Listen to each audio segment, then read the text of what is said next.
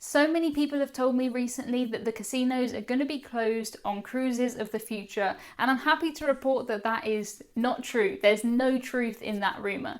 Going to the casino is going to be different from what we're used to, but you're still going to be able to play your favourite games, have a go on a slot machine, and do everything that you're used to doing in casinos. I've actually spoken directly with MSC about the casinos. Massive thank you to Antonio, who always watches my videos and supports my channel. Antonio has said to me that they're going to be sanitizing all of the chips, they're going to be changing out the playing cards whenever they can, and cordoning off some of the chairs at their tables. So MSC are very ready to welcome passengers back to their casinos, and I'm sure that all cruise lines are too. The main difference when it comes to casinos in the future is that they're going to be following social distancing rules. So sometimes some of the machines may be cordoned off, you might not be able to sit in certain places, but if you really do want to play a certain game or you want to have a certain bet on something, you're still going to be able to do that. You might just have to wait a little longer. On some cruise lines, they've said that they're not going to be serving food in the casino anymore, which I think is fair enough. But apart from that, your casino cruising experience is going to be pretty much unchanged. One of the more bizarre rumours that I've been told a few times recently is that there won't be any public bathrooms available on cruise ships. That's not true, and if they tried to do that, that would be very, very difficult.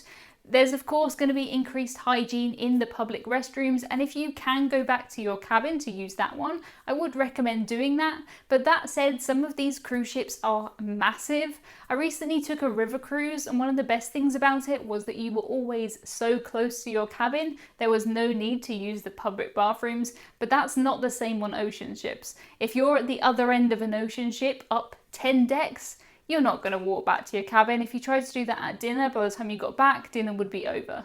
We are of course going to see increased cleaning in the public bathrooms. Hand washing, I really hope, is going to be more strictly enforced. There'll probably be things like the doors will be propped open so that you don't have to touch them. But if you do need to go to the toilet when you're out and about on a cruise ship, don't worry, the public bathrooms are still going to be open. I may be partly to blame for number 3, and I'm not going to deny it. When all of this stuff happened, when coronavirus was first becoming a problem back in February and March, there are a number of cruise lines who said that they may consider not having any more inside cabins. If you know me, you'll know I'm a massive fan of an inside cabin, and I'm very happy to report that there's no truth in this rumour. Cruise ships can't really operate without inside cabins, and I've booked a cruise for January, 2 weeks in an inside cabin, and I'm really hoping that does go ahead. The idea of having no inside cabins does make perfect sense, and if you look back to February or March, you can understand why a lot of people did think that, me included. Cruise lines couldn't really risk at that time putting people in inside cabins because they had so many problems with quarantining their passengers. As time's gone on though, cruise lines are starting to test how they can return to cruising, and without inside cabins, it's very difficult for a cruise line to be profitable, so I don't think we're going to see anytime soon any cruise lines that I know of stopping having inside cabins. Some of the more luxurious cruise lines don't have inside cabins. If you take a Viking Ocean cruise, you will be staying in a balcony cabin or higher because that is the only option. But when it comes to the majority of cruise lines, they need to get people onto their cruise ships, and there's a certain amount of people who can only afford inside cabins. Happy to say I'm pretty much one of those people. I normally cruise in inside cabins, and without there being inside cabins, the cruise lines will be chopping off a huge part of their market. So going forward, we're going to see inside cabins the same way as we have done for years and years. Nothing is going to change. The cruise ships are already built, they're ready to go, and those inside cabins are ready to be cruised in. If you're someone who cruises with children, you may be worried about the kids clubs. It is very difficult to keep children apart and to keep them social distance, but I am happy to say that the kids clubs will still be running on cruises in the future. I've also spoken directly to MSC about the kids clubs because I know a lot of people are concerned about getting their kids into the kids clubs and what happens when they are there. What MSC are doing is that they're trying to streamline the process of getting the kids actually registered for the kids clubs. So some of the forms will be already completed, there'll be a speedy check-in, so that it's really, really easy to get the kids into the kids clubs. When the kids go to the kids clubs, they'll have their temperatures scanned, and they'll also have their hands and their shoes sanitized. All of the personal things that children come with will be left outside of the kids clubs. Inside the kids clubs, all of the toys and the water and everything will be provided for the children so that they don't have to bring their own things into the kids clubs. So if you are someone who is cruising with kids, don't worry that you're going to have them with you all the time.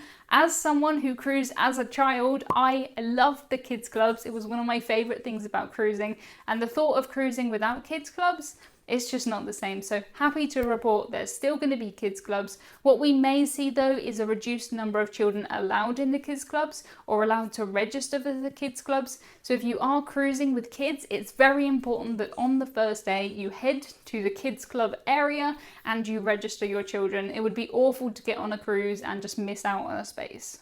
MSC are also planning on doing a lot of the kids clubs activities outside, and I'm sure that a lot of other cruise lines will follow that too. Last week I released a video about an MSC cruise that's cruising right now, and on that cruise all of the passengers, if they want to disembark, have to take MSC's excursions. I've seen this translated to people telling me that you are forced to take a cruise line excursion on all cruises in the future. That's not true. If you're planning on getting off in port and doing an excursion, it's in your interest and in the interest of the cruise line for them to be able to keep an eye on you.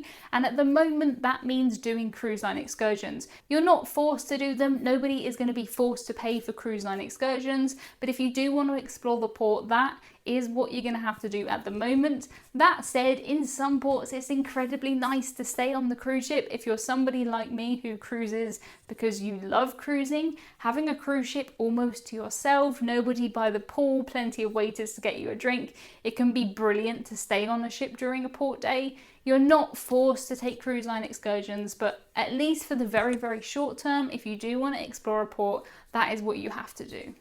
Of course, this doesn't really fit in with the way that everybody does do cruising. It doesn't really fit in with me. I'm very much a budget cruiser and I tend to do my own thing when I go in port. But at the moment, it's so important that the cruise line keeps their passengers safe. They can't risk somebody getting off, getting coronavirus and bringing it back to the cruise ship. So at least in the short term, if you want to get off the ship, you're going to have to do a cruise line excursion, but you're not being forced to do a cruise line excursion. You can stay on the ship if you don't want to, or if you don't like either of those two options, you could always just not go on the cruise. I know that sounds really mean, but this isn't going to be forever, and I don't think it will be too long until we see this relaxed, and then you can go off and do your own thing in port. It makes a lot of sense that people are concerned about the idea of flexible dining being removed from cruises of the future. I totally understand this. I'm a big fan of flexible dining. I like to be able to eat when I'm hungry rather than when I'm told I will eat. And we're not going to see the removal of flexible dining going forward. I have seen this one spread around a lot, particularly on Facebook, and I do understand where this comes from.